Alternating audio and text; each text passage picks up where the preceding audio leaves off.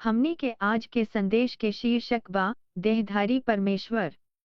यीशु चेतावनी दिहलन की उनकर दूसरा आगमन से पहले के साल धार्मिक धोखा से चिन्हित हुई, जवना में झूठा मसीह और झूठा भविष्यवक्ता भी शामिल बाड़े जे बहुत लोग के धोखा देवेलन।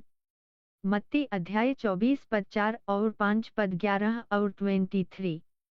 हमनी के एगो श्रृंखला पर काम कर रहेल बानी जाकि बाइबल के अनुसार यीशु के हवे, विशेष रूप से नया नियम, जवन यीशु के गवाह या गवाहन के करीबी लोग द्वारा लिखल गईल बा। यह श्रृंखला में हमनी के विशेष रूप से एह तथ्य पर ध्यान केंद्रित कर रहेल बानी जाकि यीशु परमेश्वर हवे। हमनी के एगो अइसन समय में जियत बानी जा जब अधिका से अधिका लोग कहत बा कि यीशु एगो बढ़िया नैतिक गुरु रहले जे हमनी के एक दूसरा से प्यार करे के सिखवले रहले, लेकिन वो कबो अपना के परमेश्वर होखे के दावा ना कइले। ई सच बा कि बाइबल एह शब्द के उच्चारण नइखन कइले, लेकिन वो विभिन्न उपाधि जवन यीशु अपना खातिर इस्तेमाल कइले रहले और जवन दूसर लोग उनकरा पर लागू रहे, वो परमेश्वर होखे के दावा रहे। मनुष्य के बेटा ई उपाधि दानियल के किताब से आइल बा आ एगो दिव्य प्राणी के संदर्भित करेला जे युग के अंत में दुनिया के न्याय करे खातिर आई। दानियल अध्याय 7 पद 13 और 14। परमेश्वर के बेटा जवना संस्कृति में यीशु के जन्म भइल रहे, ओह संस्कृति में बेटा शब्द के प्रयोग गुणन के क्रम पर भा ओकरा लगे होखे के दर्शावे खातिर कइल गइल।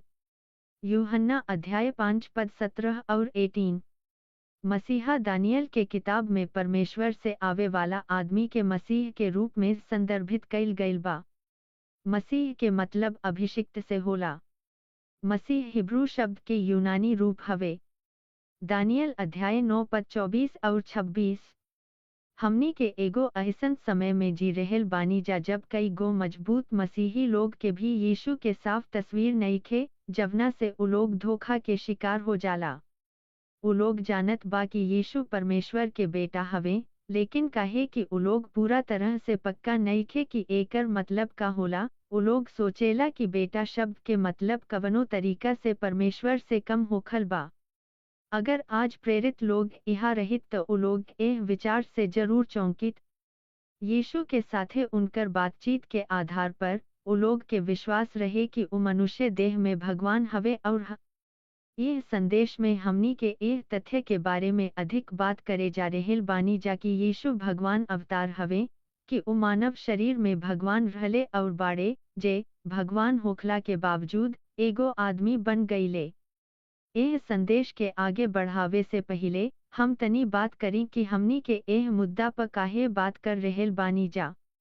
जैसन कि यीशु भविष्यवाणी कइले बाड़न, हमनी के एगो बढ़न धार्मिक धोखा के समय में प्रवेश कर रहेल बानी जा जवन बहुत लोग के एगो झूठा मसीह, एगो मसीह विरोधी या मसीह के जगह केहू के स्वीकार करे के साथ खत्म हो जाई।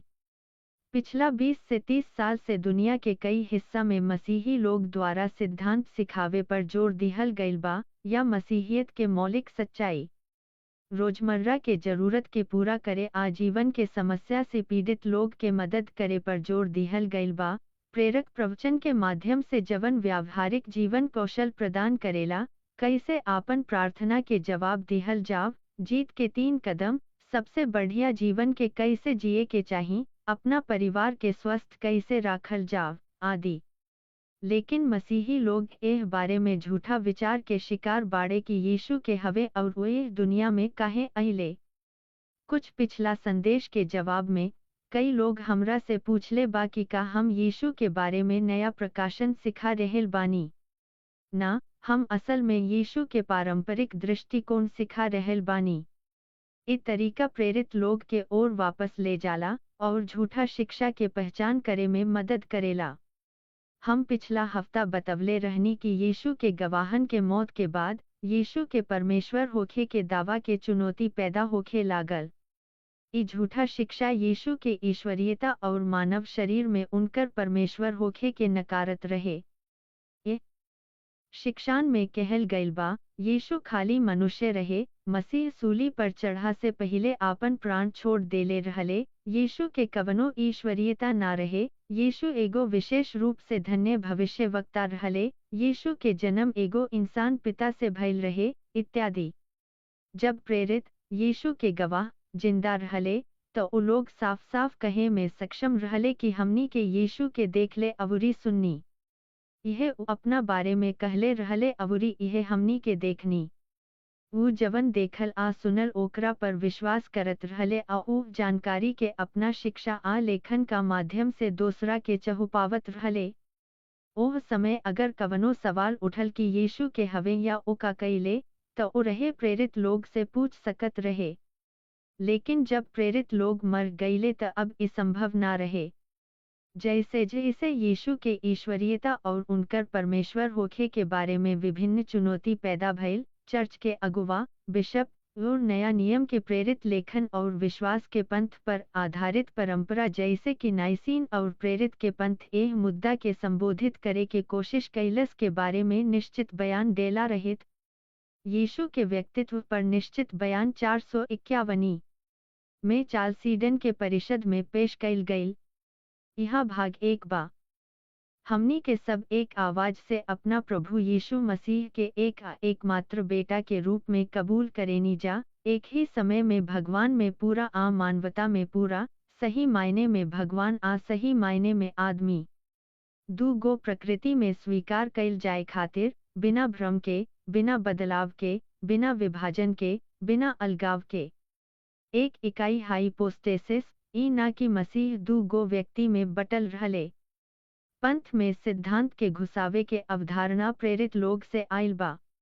नया नियम में कई गो शुरुआती पंथ के रिकॉर्ड बा जवन शाब्दिक रूप से मसीहियत के शुरुआत के तारीख के बतावेला। यीशु के सूली पर चढ़ावल, पुनरुत्थान और स्वर्ग में वापसी के बाद पौलुस दर्ज कैल दू गो बात पर ध्यान दी।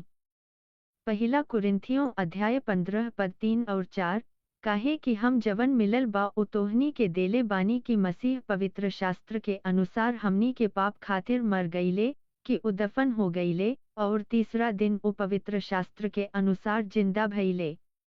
रोमियो अध्याय 1 पद 1 और 4, पौलुस यीशु मसीह के सेवक एगो प्रेरित बने खातिर बोलावल गईल और परमेश्वर के सुसमाचार खातिर चुनल गईल। उस सुसमाचार जवन उ पहिले से पवित्र स्थान में भविष्यवक्ता लोग के माध्यम से प्रतिज्ञात बेटा के बारे में सीखले रहन, उ रहे बेटा जे दाऊद के वंशज रहन, जे अपना मानव शरीर के अनुसार रहले, आ जेकरा के पवित्र आत्मा के द्वारा परमेश्वर के बेटा होखे के शक्ति के साथ घोषित कैल गईल रहे, मूलवान में से जी उठला के द्वारा। यीशु मसीह हमनी के प्रभु कुरियोस बा। ई विचार के बारे में कि यीशु के हवे दू गो स्वभाव वाला एक व्यक्ति के बारे में, मानवीय और ईश्वरीय, यीशु के प्रेरित गवाहन से आवेला और सदियन से संरक्षित कैल गईल बा। हमनी के जवना समय में रहत बानी जा ओकरा चलते, हमनी के उहे तरह के स्पष्टता के जरूरत बा कि हमनी के पीढ़ी में यीशु के हवे। आइन यीशु के जन्म के बारे में कुछ प्रमुख बिंदु के संक्षेप में समीक्षा कैल जाव। यीशु के एह दुनिया में आवे से पहले जिब्राइल स्वर्गदूत मरियम नाम की एगो कुंवारी से कहले कि वो पवित्र आत्मा के शक्ति से गर्भवती हो जई है अवुरी परमेश्वर के बेटा के जन्म दी है। उनका के निर्देश दिहल गईल कि उहे बच्चा के नाम यीशु राखस, जवना के मतलब होखेला उद्धार करता। लूका अध्याय 1 पद 28 और 31। जिब्राइल यूसुफ से भी प्रकट भइले, जे मरियम के सगाई रहे, आ ओकरा से कहल्स कि ई बच्चा एगो भविष्यवाणी के पूरा हुई जवन यशायाह भविष्यवक्ता द्वारा कहल गईल रहे। यशायाह अध्याय 7 पद 14, देख कुंवारी गर्भवती होके एगो बेटा पैदा करी, और उ लोग ओकर नाम इमानुएल रखी, जवना के मतलब होला हमनी के साथे परमेश्वर। मत्ती अध्याय 1 पद 22 और 23। बाइबल बतावेला कि परमेश्वर त्रिमूर्ति हवे। वो एगो परमेश्वर हवे जे तीन अलग अलग, लेकिन अलग अलग ना, दिव्य प्रकटीकरण में निवास करेलन, ओ पिता, बेटा और पवित्र आत्मा के रूप में प्रकट होखेलन। ई तीनों व्यक्तित्व एगो दिव्य स्वभाव के सहसमावेश करेलें भा साझा करेलें। ई एह मायने में व्यक्तित्व हवे कि ई एक दूसरा के साथ आत्म जागरूक आ बातचीत करे वाला होलें। भगवान के सिद्ध स्वभाव हमनी के समझ से परे बा। भगवान एगो अनंत पारलौकिक प्राणी हवे, असीम, बिना शुरुआत के, कवनो अंत ना, उस सृष्टिकर्ता हवे, आ हमनी के परिमित सीमित प्राणी हईं जा। नया नियम में भगवान शब्द के प्रयोग ईश्वरीय स्वभाव भा भगवान के मतलब खातिर कइल गइल बा। रोमियो अध्याय 1 पद 20, प्रेरितों के काम अध्याय 17 पद 29, कुलुस्सी अध्याय 2 पद 9। 2000 साल पहले भगवान पिता के दूसरा व्यक्तित्व मनुष्य देह बन गईल। ऊह मानव शरीर के धारण कईल। भगवान के पवित्र आत्मा के चमत्कारी शक्ति से कुंवारी मरियम के गर्भ में एगो सिद्ध मानव शरीर के निर्माण भइल। लूका अध्याय 1 पद 31, मत्ती अध्याय 1 पद 20। प्रेरित यूहन्ना अपना सुसमाचार के शुरुआत एगो साफ बयान से करेलन कि यीशु परमेश्वर हवे जे परमेश्वर रहला के बावजूद मनुष्य बन गईलन। वो यीशु के अनंत सृष्टिकर्ता के रूप में पहचानले जवन भगवान अवतार ले रहले। शुरू में वचन रहे, आ वचन भगवान के साथे रहे, आ वचन भगवान रहले। शुरू में भगवान के साथे इहे रहे। सब चीज उनकरा माध्यम से बनल बा, आ उनकरा बिना कुछ वो अस्तित्व में न आइल। यूहन्ना अध्याय 1 पद 3। आ वचन देह बन गईल, वो हमनी के बीच में रह गईले, अवरी हमनी के उनुकर महिमा देखनी, जवन की पिता के एकलौता के महिमा निहन रहे, जवन की अनुग्रह अवरी सच्चाई से भरल रहे। यीशु भगवान अवतार हवे, मानव शरीर में भगवान हवे। जब यीशु एह दुनिया में अइले, तो उ कबो आपन ईश्वरीयता के प्रदर्शन न छोड़ ले। वो एगो पूरा मानवीय शरीर ले लिहले, पहिरले भा प्राप्त कइले। इंसान के शरीर वो सब कुछ है जवन इंसान के इंसान बनावेला। ऐसन करत बेटा भगवान के दूसरा व्यक्तित्व अपना के नम्र बना लाइले, अपना के ईश्वरीयता से अलगा होके ना, बलुक एगो मानव शरीर धारण करके आ एह संसार में जन्म लेके। फिलिपियों अध्याय 2 पद 6 और 7। यीशु भले ही भगवान खुद के नम्र काइलन, एगो सेवक बन गईलन, आ आदमी के रूप में बनल रहेन। यीशु एगो दिव्य व्यक्तित्व हवे जे मानव शरीर ले लिहले, उनुका के मानव स्वभाव के सब गुण रहे। भले ही यीशु परमेश्वर रहले, लेकिन वो असल में इंसान भी रहले, मतलब कि उनकर मानव शरीर सीमित रहे। उनका खाना के जरूरत रहे, आराम के जरूरत रहे, ठीक हमनी के जैसन। वो पाप करे के प्रलोभन में पड़ सकत रहे, वो दर्द महसूस कर सकत रहे, और अंत में वो हमनी के जैसन मर सकत रहे। मत्ती अध्याय 21 पद 18, मरकुस अध्याय 4 पद 38, मत्ती अध्याय 4 पद 1 आदि। यह सब बात के ध्यान में राखी, जब यीशु 12 साल के रहले, त गलती से उनका परिवार के उन्हें फसह मनावे खातिर शहर के सालाना यात्रा के दौरान यरूशलेम में छोड़ दिहल। उन्मादी तलाशी के बाद उनकर माई बाबूजी उनका के मंदिर में मिलल, जहां वो कहले कि वो अपना पिता के काम करत रहले। लूका अध्याय 2 पद 41 और 51। परिवार नासरत वापस आ गईल, आ यीशु उनकर आज्ञाकारी रहले। पद 51। यीशु मरियम और यूसुफ के रचनाकार हवे, फिर भी वो अपना के अपना माता पिता के सामने एगो बेटा के रूप में अर्पित कइले। लूका अध्याय 2 पद 52। तब यीशु के ताकत और बुद्धि दोनों में बढ़ोतरी भइल, आ परमेश्वर और उनकरा के जाने वाला सब लोग उनकरा से प्यार कइलन। तब अपरिवर्तनीय भगवान मनुष्य के शरीर में पलल बढ़ल। यीशु अवतारित वचन स्वर्गदूतन के रचना कइले बाड़न। गवाह लोग हमनी के बतावेला कि जब वो जंगल में परीक्षा में पड़ले रहले त स्वर्गदूत उनकर देखभाल कइले रहले और उनकरा गिरफ्तारी के रात में उनकरा के मजबूत कइले रहले। मरकुस अध्याय 1 पद 11, लूका अध्याय 22 पद 43। यीशु मनुष्य के शरीर में रहत परमेश्वर ना रहले। यीशु एगो आदमी के रूप में रहत परमेश्वर रहले, पूरा तरह से परमेश्वर और साथे साथे पूरा तरह से आदमी, हमनी के साथे परमेश्वर इमैनुएल। यीशु एक व्यक्ति हवे जिनकर दू गो स्वभाव बा, मानवीय आ दिव्य। ई दोनों प्रकृति एक दूसरा से जुड़ल बा, ई हमनी के समझ से परे एगो रहस्य बा। प्रेरित पौलुस यीशु के गवाह लिखले बाड़न, आराधना के रहस्य महान बा, परमेश्वर के मोक्ष की योजना परमेश्वर शरीर में प्रकट भइलन। पहला तीमुथियुस अध्याय 3 पद 16। यह महत्वपूर्ण बिंदु पर ध्यान दी। हालांकि यीशु परमेश्वर होखला के दौरान पूरा तरीका से आदमी बन गईले, लेकिन यीशु कबो सिर्फ एगो आदमी ना रहले, उहे एकमात्र भगवान रहले। यीशु जवन भी कईले वो परमेश्वर के रूप में कईले, एगो दिव्य व्यक्ति के रूप में मानव शरीर के साथ। यीशु एगो अनोखा मनुष्य हवे, उहे एकमात्र भगवान पुरुष हवे, उहे अकेला इंसान हवे जेकर जन्म ओकर शुरुआत के निशानी नहीं खे। ई दिव्य व्यक्ति हमेशा से मौजूद रहेल बा, काहे कि वो भगवान हवे, काहे कि उनकर मानव शरीर के चमत्कारिक रूप से मरियम के गर्भ में गर्भधारण भइल रहे। यीशु के जन्म मानव शरीर से ना भइल रहे, वो पवित्र आत्मा से पैदा भइल रहले। लूका अध्याय 1 पद 31 और 35। यीशु एकमात्र परमेश्वर हवे जे सबसे ऊंच हवे, और उनकर व्यक्तित्व के मूल्य के कारण पूरा तरह से परमेश्वर और पूरा तरह से आदमी। वो एकमात्र आदमी हवे जे अपना बलिदान के माध्यम से पाप के दूर करे के योग्य हवे। भगवान खुद अपना कृपा से वो बलिदान पैदा कईले जवन मनुष्य के उद्धार ले आयल। काहे कि यीशु दू गो स्वभाव वाला व्यक्ति हवे, उनकर दोनों स्वभाव के गुण एक व्यक्ति के प्रदर्शित करेल। उदाहरण खातिर प्रेरितों के काम अध्याय 20 पद 28 में कहल गईल बा कि परमेश्वर अपना खून से कलीसिया के खरीदले बाडन। भगवान के लगे खून नहीं खे, वो खून बनवले इंसान के शरीर में पैदा होके। हालांकि अगर हमनी के यीशु के खून के सूक्ष्मदर्शी के नीचे डालल जाव त हमनी के पूरा तरीका से इंसान के खून दिखाई दी ही, लेकिन परमेश्वर के खून ह, काहे कि यीशु पूरा तरह से परमेश्वर रहले वही समय जब वो पूरा तरह से आदमी रहले। हमनी के एह संदर्भ में सोचेनी जा का यीशु एगो आदमी के रूप में उहे कईले जवन वो परमेश्वर के रूप में कईले रहले।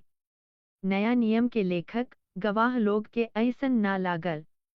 वो यीशु के बारे में एगो व्यक्ति के रूप में बतवले, एगो दिव्य प्राणी जे हमेशा मौजूद रहे दुनिया के सृष्टि से पहले, जे एगो सिद्ध मानव शरीर धारण कईले रहे, जवन की उनुका लगे आजुओ बा उ अवतार भगवान हवे। प्रेरित लोग ई जाने के कोशिश ना कैलन कि का यीशु वो सब कर सकेलन जवन परमेश्वर कर सकेलन। वो लोग बस उनुका के भगवान पुरुष के रूप में स्वीकार कईले। उनकर लेखन में दिहल गईल बा हमनी के देखत बानी जाकि यीशु के एगो ऐसन व्यक्ति के रूप में संदर्भित कईल गईल बा जेकरा में प्रकृति, मानव और परमेश्वर दोनों के गुण बा। यीशु के प्रेरित यहूदी रहले, एकेश्वरवादी रहले जवन खाली एगो परमेश्वर में विश्वास करत रहले। व्यवस्था अध्याय 6 पद 4। वो लोग जानत रहे कि आदमी के एगो सृष्टि प्राणी के भगवान के समान स्तर पर रखल अवरी उनुकर पूजा कईल मूर्ति पूजा ह। तबो जब वो लोग गलील के समुंदर पर एगो घातक तूफान में फंस गईले त यीशु पानी पर चलत वो लोग के लगे अइले। त वो लोग यीशु के आराधना करत कहले कि सचमुच तू परमेश्वर के बेटा हव। मत्ती अध्याय 14 पद 33 में बा। एगो अलग तूफान में यीशु उनकरा साथे रहले, नाव में सुतल रहले।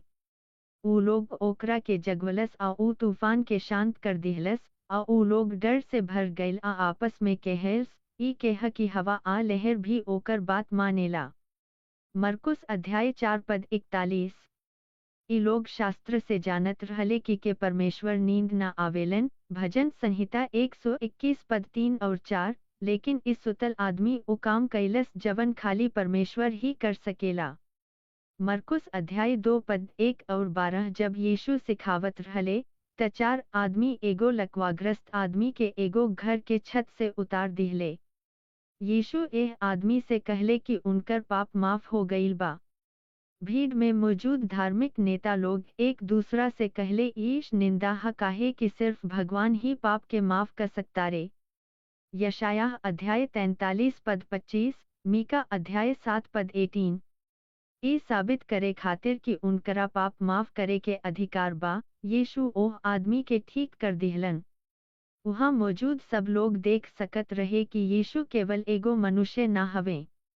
तबो उहे कैले जवन खाली परमेश्वर कर सकेला आदमी के मन के पढ़ल पाप के माफ करस और एगो लकवाग्रस्त आदमी के ठीक करस और लोग तब यीशु के महिमा कैले कि तू ही बाथियोस यानी परमेश्वर।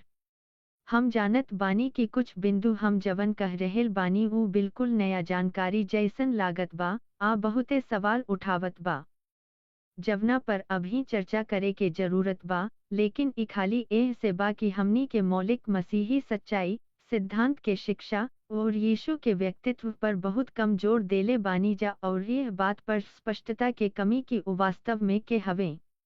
हमनी के अगला हफ्ता एह सब के बारे में औरी बहुत कुछ चर्चा करे के बा, लेकिन एह संदेश के खत्म करे से पहले हम ई आखिरी बात बतावल चाहत बानी।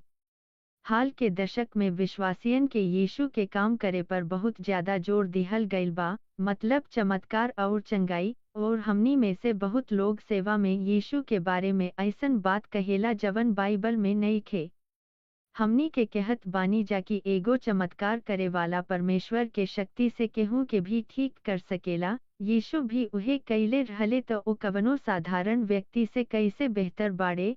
प्रेरितों के काम अध्याय 10 आयत 38।